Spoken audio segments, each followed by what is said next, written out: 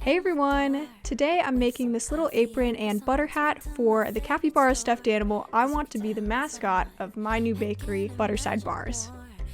Now if you're super lost after what I just said, go check out my face reveal video where I explain all of this, or you can read the description of this video and I'll catch you up. Now let's get started. Okay, so here is our model and mascot, and we went with a capybara because it has bar in it. I'm thinking for her iconic look, it should just be a simple yellow apron and a pad of melting butter on her head. Fake, obviously. Here is the butter yellow fabric I picked out for this, and if you saw the logo options I posted on my bakery's YouTube channel, the original design had this kind of doily edge to it, and so I thought it'd be cute to add a little white lace, which I happen to have the perfect amount for.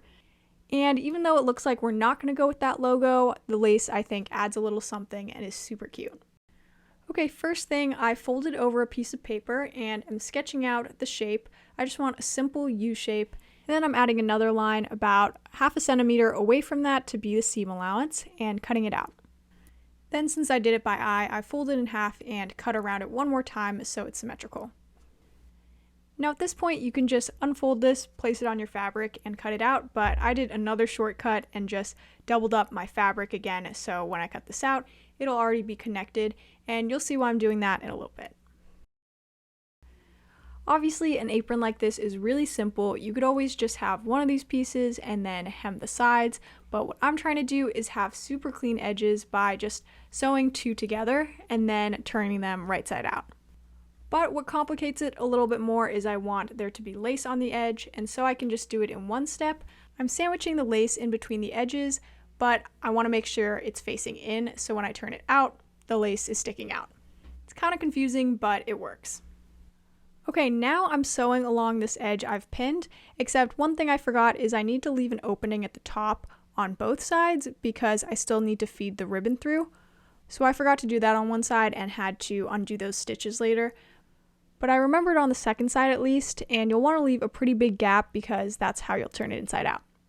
Once I realized my mistake and opened up that other side, this is ready to add the ribbon to. I couldn't find butter yellow ribbon, but found this cream color that I thought would work, and now I'm just measuring it, making sure I can tie it around her in a bow. Once I cut it to the right length, I'm adding a little safety pin to one end and using that to help me feed it through the apron.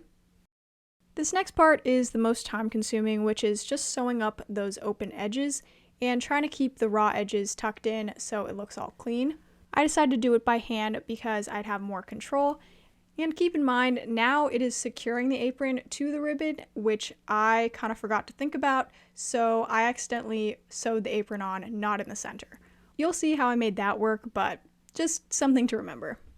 I decided to continue doing a running stitch all the way around for a little extra detail, and so the stitches that close up the sides don't stand out so much. Now after that, I decided to keep it simple and call it done. Maybe I'll eventually put a logo in there or something, but figured I should show restraint and leave it. And here I am showing how uneven the ribbon is. But I decided not to redo it. I just went ahead and ironed this, which makes it look completely different, just way better, so I recommend ironing. Now to still get that perfect bow despite the uneven ribbon lengths, I'm just tying it off-centered, which I think adds character. It's pretty cute. I kind of wish I'd gone all out and just made the bow like right at the corner of her apron, but this was all an accident and it still looks good. Okay, she's looking amazing, gorgeous, very professional, but now she needs the little pat of butter on her head to really represent the butter in Butterside Bars. I decided to make it out of Model Magic because it dries kind of like a foamy, soft looking texture, which I feel like will look really smooth like butter. And I just bought it in white and added a little bit of yellow food coloring to get that perfect butter yellow.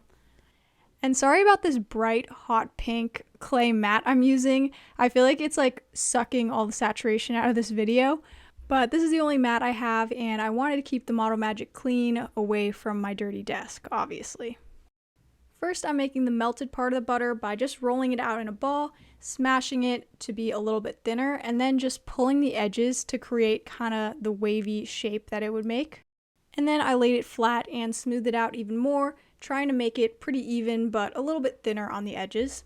Then I'm taking another ball and straightening out the sides to make a little square, and sticking that on in the middle of the melted butter and kind of pressing down the corners to really look like it's dripping. By the way, this whole time forming this butter, I had on in the background some South America like nature shots because that's where capybaras are from. And I think it made it like a whole relaxing experience, so I should do that more. Now this whole time I should have formed this whole thing on a piece of saran wrap because I did have to move it, and that's because I'm going to place this on her head to get that perfect curvature.